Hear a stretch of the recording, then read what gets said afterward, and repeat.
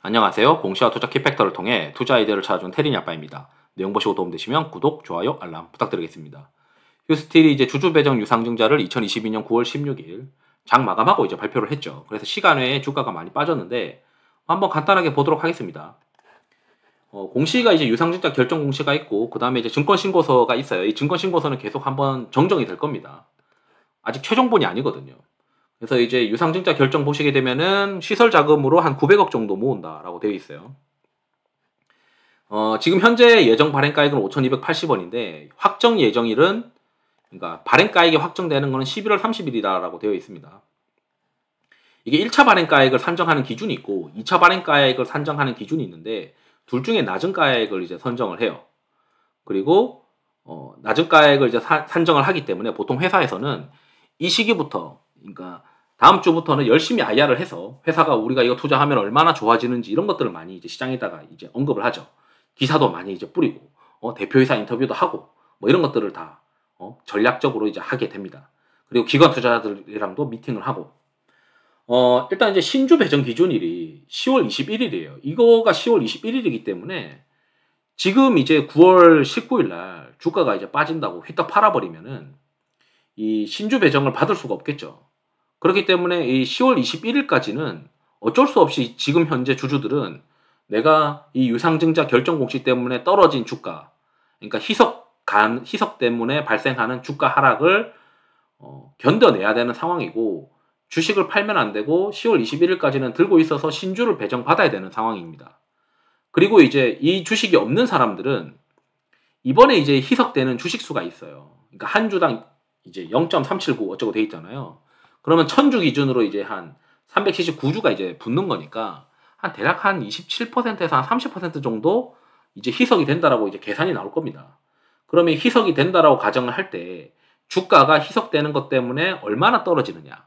그게 좀 더 많이 떨어진다라고 생각을 하면 또는 상당히 이제 많이 반영이 됐다라고 생각을 하면 아니 낮은 가격의 장내 주식을 10월 21일 전에 사서 신주 1주당 신주 배정도 추가로 받으면서 만약에 신주를 배정받고 나면 기존에 있는 주식이랑 두 개 합쳐가지고 수익 구간이 될 수 있어요. 그렇기 때문에 한번 주가가 많이 빠지면은 그 주가가 많이 빠진다는 기준은 이 한 주당 신주 배정 주식수를 기준으로 할인율이랑 그러니까 희석 가능한 주식수를 계산을 해서 플레이 해보는 방법도 있고 또는 이제 난 그런 거 다 귀찮아.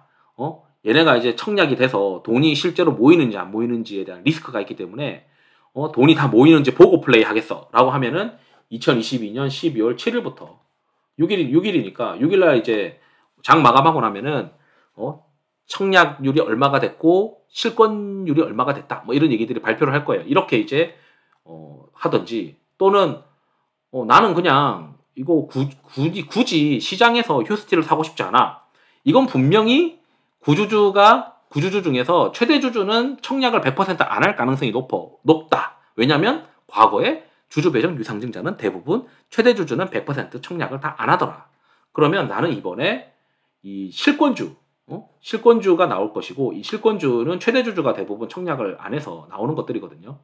그러면 실권주를 불특정 다수와 경쟁을 해서 일반 공모 청약을 하겠다. 뭐 이런 전략이 있는 거죠. 그래서 이런 것만 노리러 다니는 사람들이 있어요. 그리고 심지어 이거는 일반적인 어떤 IPO보다는 훨씬 이제 경쟁률이 낮죠. 왜냐하면 특정 증권사에 가서 계좌를 열어야 되니까. 그래서 12월 8일과 9일에 청약했는데 실권주가 발생하면 이 실권주를 이렇게 물량을 잡을 수 있는데 당연히 이걸 이제 잡는 사람들은 경쟁률에 따라서 배정을 받는 거고 그러니까 IPO 했을 때 IPO 물량 받는 거랑 비슷하다고 보시면 됩니다. 그래서 일단 기존에 가진 사람들은 어쩔 수 없이 청약을 받아야 되니까 팔면 안 되는 거고 없는 사람들은 충분히 많이 희석이 된다고 생각하면 구주를 좀 사면서 신주 청약 권리를 받는 방법이 있죠. 그리고 나서 이제 이 신주 청약 권리를 끝까지 끌고 가면서 아니야 이 회사가 될 것 같아. 그렇기 때문에 이 휴스틸의 어떤 주가와 이 발행가액과의 스프레드가 꾸준히 벌어져 있으니까 나는 이번에 초과 청약을 해보겠어. 그러면은 어차피 실권주가 나올 게 뻔히 보이기 때문에 한 주당 0.2주를 해서 뭐 10주 기준으로 2주를 더 초과 청약을 하는 방법도 있고요. 그러니까 자기한테 배정된 물량만 청약하는 경우도 있고 한 20% 추가로 이제 청약을 해서 남들이 포기하는 물량을 내가 좀 더 가져오는 방법이 있겠죠.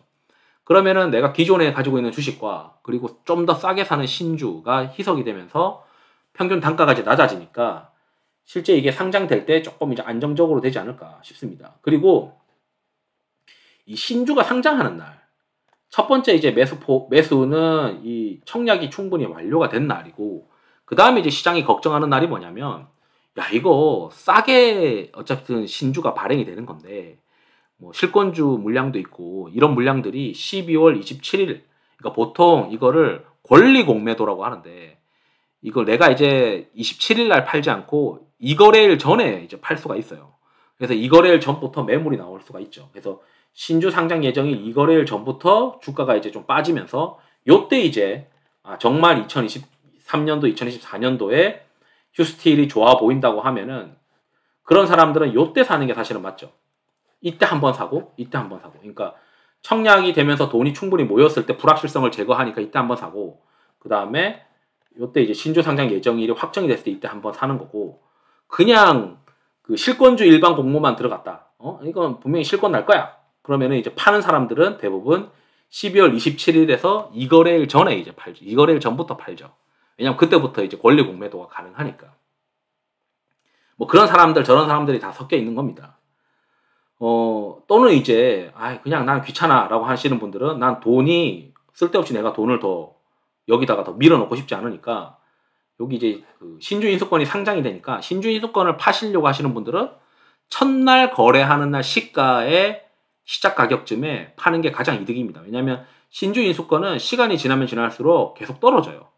매수하려고 하는 사람들이 없어지는 거죠. 그리고 어차피 파는 사람들은 첫날 이제 파는 게 제일 유리하고, 그 다음 하루 뒤에 파는 거는 제가 봤을 때는 안 파는 게 차라리 낫다.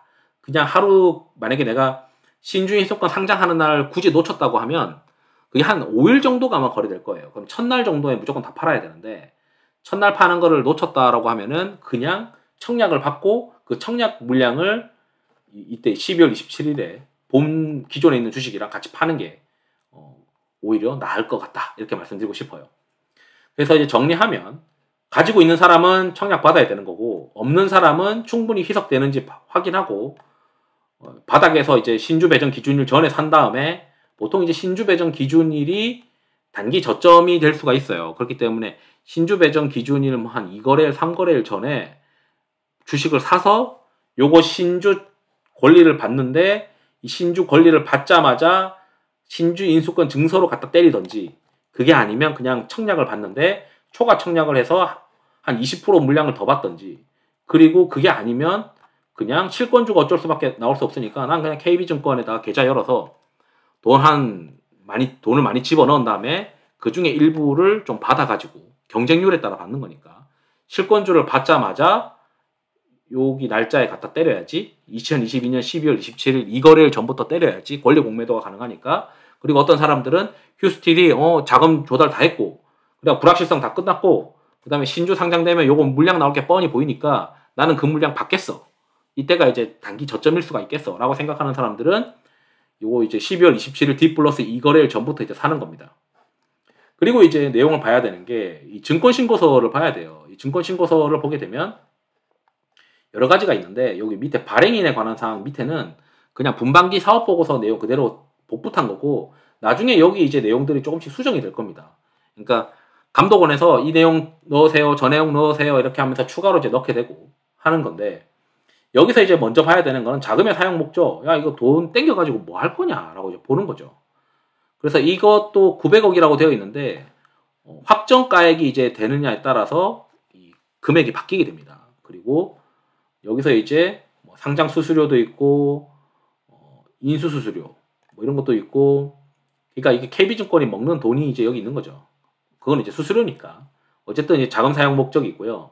뭐에 쓸 거냐가 되어 있는데, 이 회사가 지금 현재 투자 금액이 한 1,720억 정도 투자하겠다라고 되어 있어요. 군산공장에다가. 그래서 지금 현재 유상증자 대금 예상 금액이 한 1,900억이라고 보고 있는데, 군산공장을 그 1,000억 정도는 대출 땡겨가지고 사겠다. 그래서 아마 이 투자 위험도 나중에 보셔야 되는데, 그러니까 이렇게 되면 우리 회사가 어떤 위험들을 가지고 있는지 사소한 위험까지 모두가 그냥 기재를 하게 되어 있어요. 이건 뭐 그냥 형식적으로 기재하는 건데 거기에 이제 회사가 가지고 있는 근본적인 위험 같은 것도 다 있거든요. 근데 보게 되면은 이번에 캐펙스 투자를 굉장히 많이 하는데 대출까지 땡겨서 하기 때문에 이제 그 탑라인이 매출이 이제 안 나오게 되면 이 증설하고 나서 매출이 안 나오게 되면은 골치 아픈 일이 이제 발생할 수가 있다라고 생각을 해야 됩니다. 그래서 쭉 보게 되면 뭐 우리 이제 공장 어떻게 만들 거고 사진도 막 집어넣고 되어 있어요. 그리고 군산 공장이 2023년도 말에 이제 완공이 되는데 이게 완공이 되고 나서 그 2023년 4월까지 설비 제작을 마친 후 2023년 말까지 설치 및 시운전 한다는 거죠. 5개월간의 이제 생산 설비 시운전을 하기 때문에 2024년부터 본격적인 대구경 강관을 생산할 계획이라고 되어 있습니다. 그러니까 이제 숫자가 사실 나오는 거는 2024년부터라는 거죠. 그래서 이런 것들도 잘 체크를 해보셔야 일정 같은 것도 다 체크해 보셔야 되고 뭐 대부분들이 대출 땡겨서 하기 때문에 그런 리스크도 있다라고 보시면 되고 이 사업위험에서 대구경이라고 이제 치면 대구경을 하는 이유가 해상폭력 때문이다라고 되어 있어요. 그래서 해상폭력 시장을 이제 어떻게 보고 있는지에 대한 것도 한번 같이 체크를 해보시면 좋을 것 같습니다. 이상으로 영상을 마치도록 하겠습니다. 투자에 도움이 되시길 바랍니다. 감사합니다.